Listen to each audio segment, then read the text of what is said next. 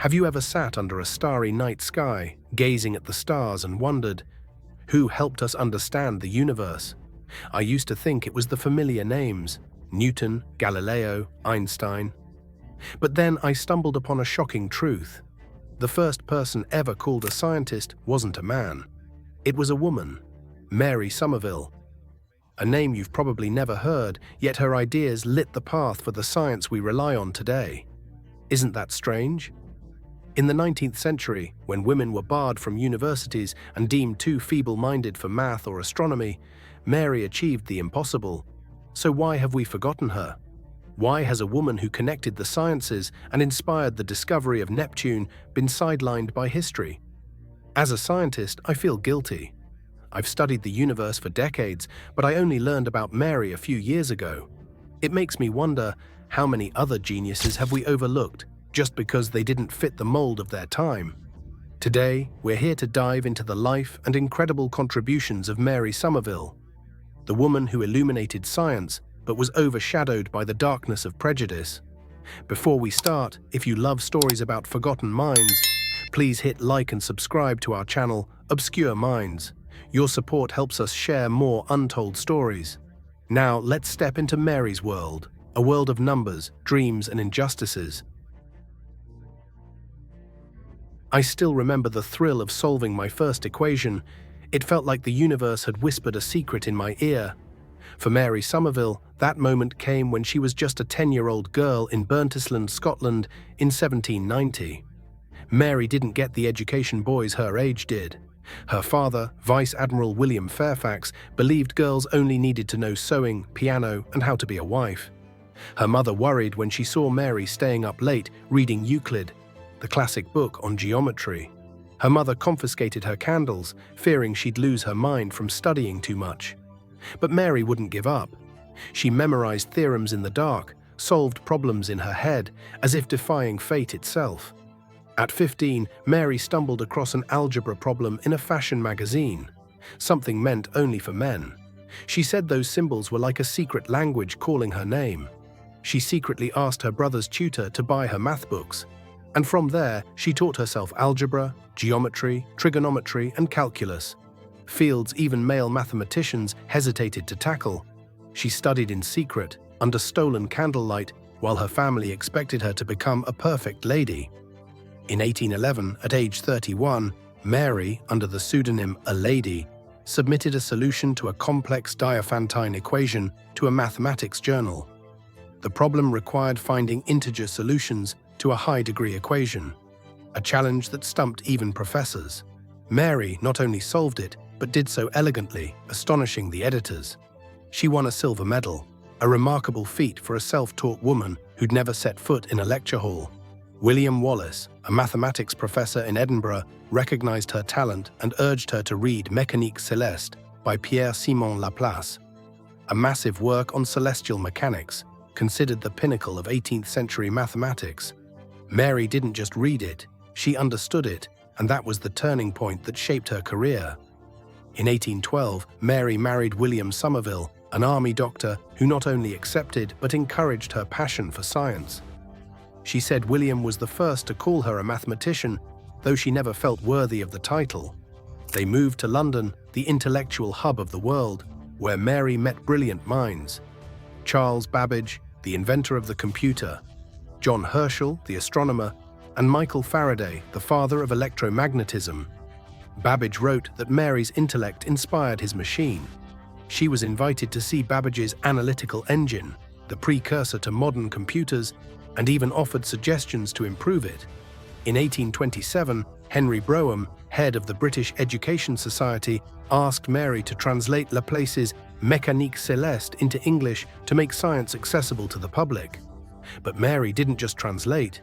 She rewrote it entirely, adding explanations, diagrams, and a 70-page introduction, turning a dense work into a clear textbook.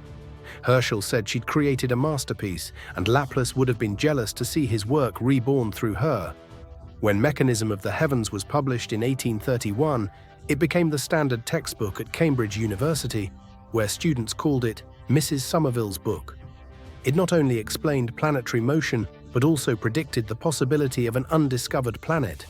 a foundation for the later discovery of Neptune.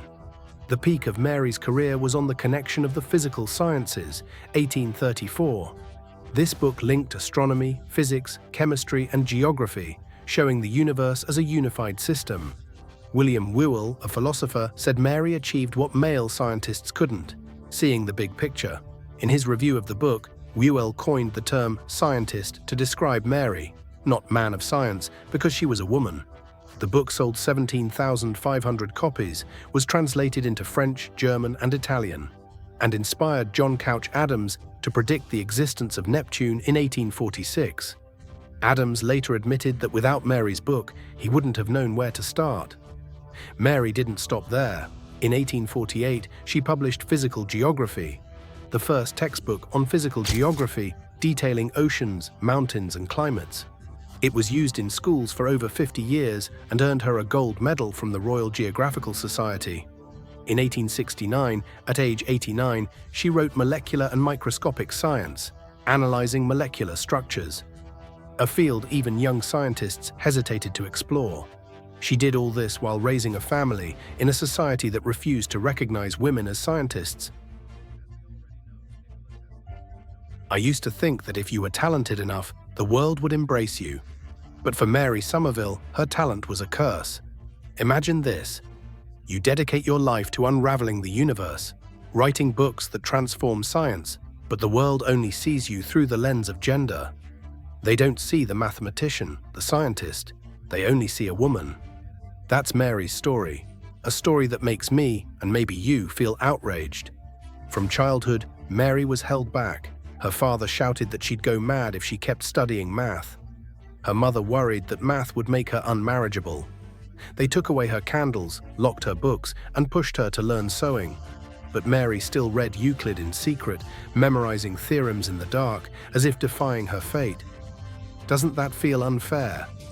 A little girl, just wanting to understand the world, branded as an oddity by her own family. In 1804, Mary married Samuel Greig, a naval officer. But Greig wasn't a partner. He bluntly said women weren't capable of science. That marriage was a prison for her mind. Greig banned her from reading, forcing her to focus on housework. When Greig died in 1807, Mary, at 27, was finally free. But freedom came at a cost. Society began eyeing her with suspicion. A widow who loved math. They called her strange, a woman who didn't know her place. When Mary submitted her Diophantine solution to a math journal in 1811, she had to use the pseudonym A Lady. The editors knew who she was, but the public didn't. They didn't want to admit a woman had outdone male mathematicians. One critic wrote that someone must have helped her. Can you hear the injustice in those words? A woman, no matter how brilliant, was doubted simply because of her gender. Even when Mechanism of the Heavens was published in 1831 and praised across Europe, Mary wasn't treated fairly. Thomas Carlyle, a famous philosopher, scoffed that she merely translated Laplace's work with nothing original. That's absurd, considering Laplace himself said Mary understood his work better than many male mathematicians. But society didn't care. At the Royal Society, Mary was barred from the library and denied full membership. She and Caroline Herschel were only given honorary membership, a symbolic title, nothing more. Mary once said she never thought she could do anything original, that she just wanted to learn and share. But her humility was exploited. She was labeled a popularizer of science, as if she only relayed men's ideas. Newspapers hailed her as the queen of science, but they focused on her femininity rather than her intellect. Can you feel the anger rising? A woman who wrote textbooks that shaped science was remembered only as a clever lady.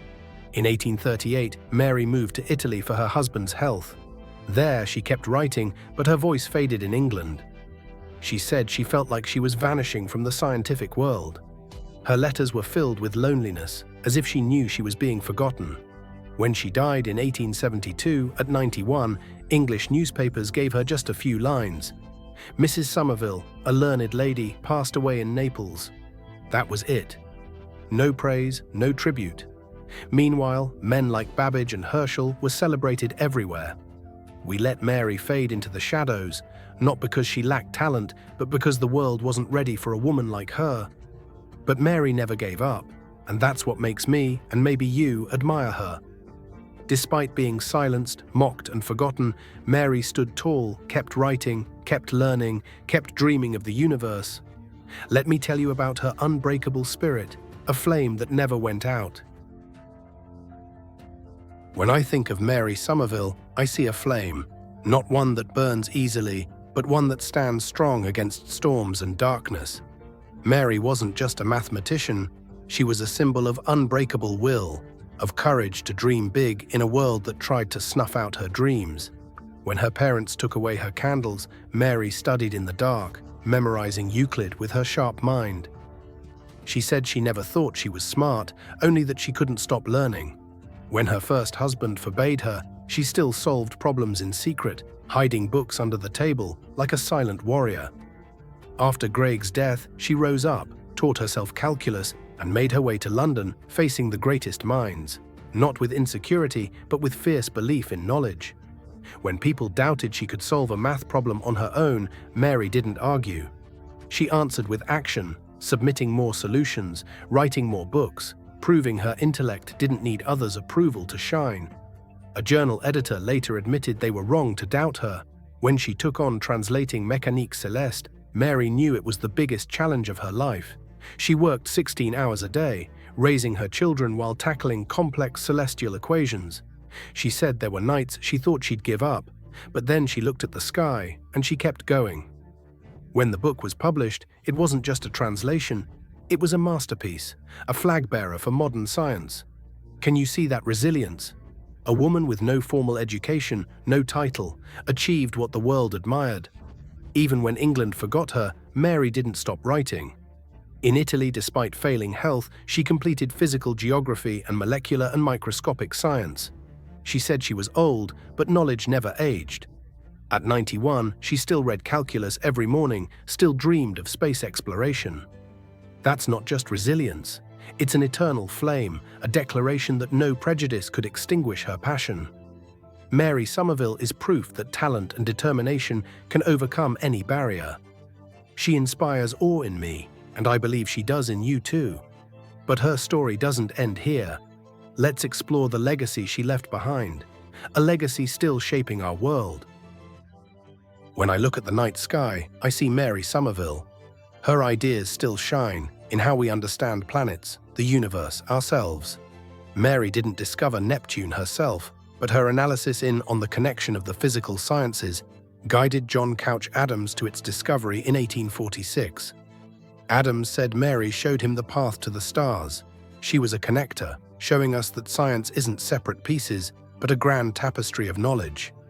Her physical geography, 1848, shaped how we understand Earth, from ocean currents to mountain movements. It was used in schools for over 50 years, inspiring scientists like Alexander von Humboldt. James Clerk Maxwell, the father of electromagnetism, said Mary's books were the light that guided his path. Mary's legacy goes beyond books. Somerville College, Oxford, named after her in 1879, became a beacon for women's education. Thousands of female scientists have emerged from there, carrying Mary's flame. In 2017, the Royal Bank of Scotland printed Mary's portrait on the £10 note, with her words, "Those who have observed waves on a river will understand sound and light." But is a banknote enough to make up for what she was denied? Mary once said, just before her death, that she regretted not living to know the distance from Earth to the Sun or the results of ocean explorations.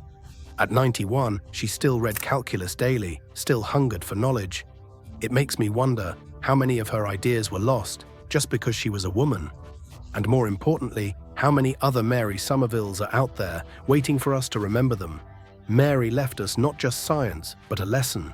Talent knows no gender, passion knows no bounds. But we forgot her, and that's an injustice. Can we make it right by sharing her story, by remembering her? As I tell this story, I cannot help but feel both outrage and admiration. Mary Somerville spent her life lighting the way for science, from the nights studying by candlelight to the books that shaped the world. She was the first person to be called a scientist, the one who inspired the discovery of Neptune, the one who wove science into a great tapestry. But we, the generations that followed, let her flame die out, let her name sink into the shadows of history. Isn't that unfair? In today's textbooks, Mary is rarely mentioned. We talk about Newton, Einstein, but Mary, the woman who laid the foundation for the term scientist, is forgotten. But the past is not the end. Today we can change that. We can tell Mary's story and the stories of other overlooked minds so that the future does not repeat this injustice. I wonder, if Mary lived in our time, what would she do? Would she lead us to the stars beyond, to the deeper secrets of the universe? And more importantly, who are the geniuses we are missing out on today, simply because they haven't been given the chance? What do you think? Can we do justice to Mary Somerville by sharing her story, by carving her name into history? Please leave a comment and share your thoughts. What about Mary inspires you the most? If you think this story is worth spreading, please like, share, and subscribe to Obscure Minds. We will continue to bring you the untold stories of forgotten geniuses so that their light will never fade. Thank you for joining us. Let's shine a light on the hidden corners of history. See you in the next video.